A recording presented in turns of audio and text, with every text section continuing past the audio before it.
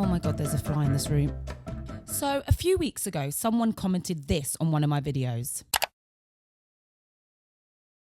Naturally, I was intrigued and I had to find out what on earth this show was. I was not disappointed. Breaker High is about a group of teenagers who go to school on a ship for no apparent reason. That's it. That's the plot. Now, I didn't know anything about this series, so this week I thought we'd do something a little bit special. Instead of reviewing the pilot episode like I usually do, I thought we could spin the wheel of destiny to decide which episode to watch. What I discovered about this show is that the writers had a field day with puns. Here are the episodes that we have to choose from. Mayhem on the Orient Express. Don't get curried away. Kenya, dig it? For pizza's sake. When in Rome. A little less effort has gone into that one, I think. Yoo-hoo, Mr. Palace Guard. To Kill a Mocking Nerd. A personal fave. That's actually decent. Rasta La Vista. Silence of the Lamborghini. And Tomb with a View. It feels like they basically wrote the titles and then made the episode afterwards, much like people do on YouTube. Anyway, they all sound spectacular, to be honest, so let's give it a whirl and see where we land. Right, I'm quite excited. Here we go.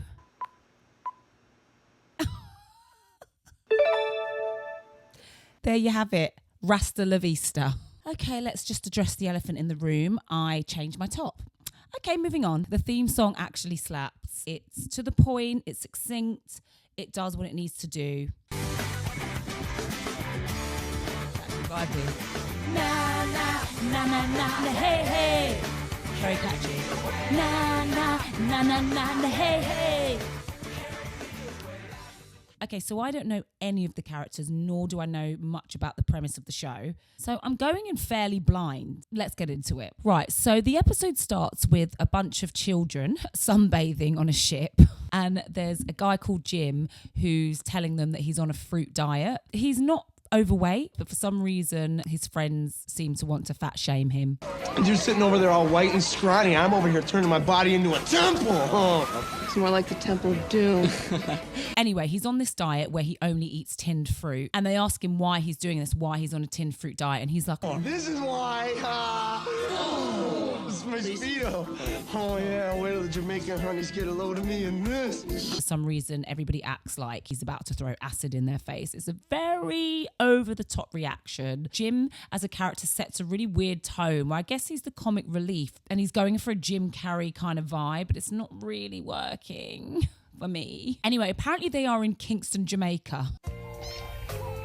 Waiter? Yeah, man? What kind of green screen nonsense is this? The kids, children, teenagers so far are all really obnoxious and kind of annoying, and we're only a minute into the show, and so far I have no faves. Not even Ryan Gosling can save this. So after their friend Jim talks about being on a fruit diet, they go to a restaurant in Jamaica and they're all eating burgers and chips, which really isn't that Jamaican, but go off. And they're all teasing him, like waving the burgers in his face, going, oh, you can't have this. Oh, yeah, man, you think that's good? You just take one of these fries, dip in the Jamaican sauce. Pray tell me, Ryan Gosling, what is a Jamaican sauce? So the girls are all sitting on a separate table from the guys, and they're all talking about how there's going to be so many hot Jamaican guys, and apparently that's the reason why they decided to do their schooling on a ship in the first place, so they can meet lots of international boys. A noble pursuit, to be fair. Denise, their friend, looks kind of uncomfortable during this situation, which sort of has me thinking maybe she's never had a boyfriend, maybe she hasn't been kissed before. A guy walks over to the girls' table and honestly, nothing, and I mean nothing, could have prepared me for what I was about to see. What on God's green earth is this wig? And this accent, to be fair. Girls come to a right good reggae band tonight, yeah? I grew up with a lot of Jamaicans, and I have never heard this accent before. Why is it so staccato? That make me sad, yeah? Me band need pretty girl dancing front row. But forget the accent. The wig is treacherous. Anyway, he invites the girls to a gig that his band is doing. Clearly takes a little bit of a shine to Denise, and he says that he'll be able to get them front row. Now, I'm going to have to stop you there. As far as I can tell, front row at a normal live gig isn't something you could just reserve unless it's like a sit-down gig. It's not a theatre. It's just a gig. So surely first come, first serve. Sure, you can turn up early and snag a position at the front. You can't save floor space. Good night, everybody! Honestly, I will absolutely never get over this wig. That actor was done dirty. The whole episode, unfortunately, is full of really offensive Jamaican slang used by everybody. Every single person, black, white, just everyone is absolutely doing the worst accent known to man. I'm not a Jamaican, but on behalf of Jamaicans that I've ever met in my life, I can only apologise. Yeah, you're not fooling anyone. I saw your eyes chowing down on reggae. Is the programme for real? It is so offensive. Anyway, Denise seems to have taken a bit of a shine to Bad Wig Guy, and so she goes up to him and thanks him for putting them in front row. Again, not a thing. There seems to be some sort of flirtation going on between them, and, you know, I don't want to judge because I don't know how old he is, but it's giving underage to me. But maybe he is a teenager, who knows? And also, grooming teenagers aside, what we really need to be asking is who groomed the wig? So now we cut back to Jim, who is, for some reason, talking to his fruit, the fruit that he's been eating. The scene goes on for far too long. I don't really understand it. But anyway, he's talking to his fruit. He's got like a stomachache and he thinks that he's been poisoned by the fruit and that therefore he's going to die. I guess it's supposed to be humorous, but it absolutely is not. We cut back to the Jamaican guy and Denise having a moment and they're talking about their lives. He divulges that he's actually never left Jamaica or the green screen, that he loves Jamaica so much but does really want to explore the world. And she's talking about how great it is that they're on this ship and that she gets to explore the world. Blah, blah, blah. They're connecting.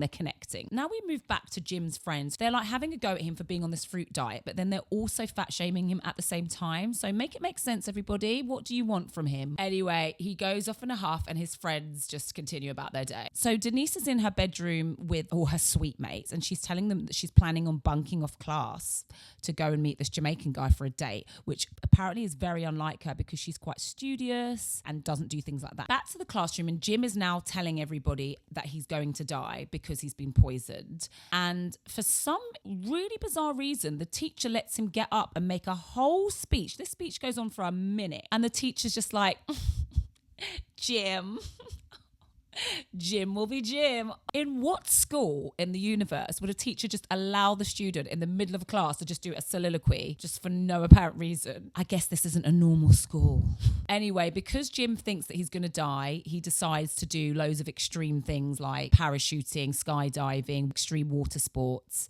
And that's his journey. So Denise does bunk off lessons and she goes on a date with the Jamaican guy. And she's talking about how sad she is because their time together is coming to an end, even though it's literally been a day. And as a Jamaican, he's trying to teach her to be present and just lean into the moment. And they share a kiss, which is cute or whatever, depending on how old he is. Anyway, while this is happening, Jim is realizing that the fruit that has poisoned him is fruit that was from the canteen. So he thinks he has to go and warn everyone. So the Jamaican guy ends up doing another gig with his band and the actor is having trouble lip syncing.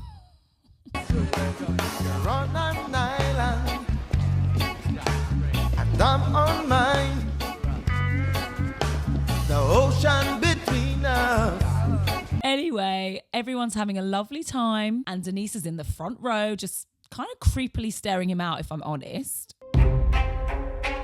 Ryan Gosling does this.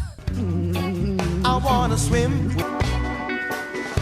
Quite frankly, how he managed to have a successful career after this, I will never know. At this point, Jim is crawling along the floor, trying to save everybody from the fruit. Denise is just about to put a fruit in her mouth when Jim whacks it away from her. But then they realise that the fruit that she's eating, or this fruit that they're talking about, isn't even the thing that made him sick in the first place. Literally, who cares? So Denise is very, very sad now because the guy that she met 2 days prior is going to be staying in Jamaica while she has to stay on the ship and get an education. He gives her an ugly necklace as a token of their like or of their meeting, I'm not really sure, and in return she speaks in offensive patois. What a way to watch, man. I made the same thing here. You got to learn the island way. Jim's friends meanwhile continue to fat shame him for wearing Speedos, but he's really annoying, so at this point I have no empathy left. Denise ends up getting a detention for cutting class, but she just uses the time to daydream about her Jamaican guy, so it's all good. And the episode ends. Wow. What a trip. This was the strangest show I think I've ever seen in my life. Do let me know if you want me to review another episode. I may need some time off because that was truly bad. Ultimately, I'm glad that Ryan Gosling managed to live this down and go on and have a successful career. I mean, he was a child when he did this show, but yeah, I'm surprised it's not memed more because honestly, that's going to be something that's imprinted in my brain. If you want more reviews of teen dramas, you can check them out in this playlist. And if you want me reviewing any other chaotic, nostalgic 90s-esque videos, then do stick around. I'll be back next week. Okay, bye. If you want more videos of me reviewing shows, subscribe.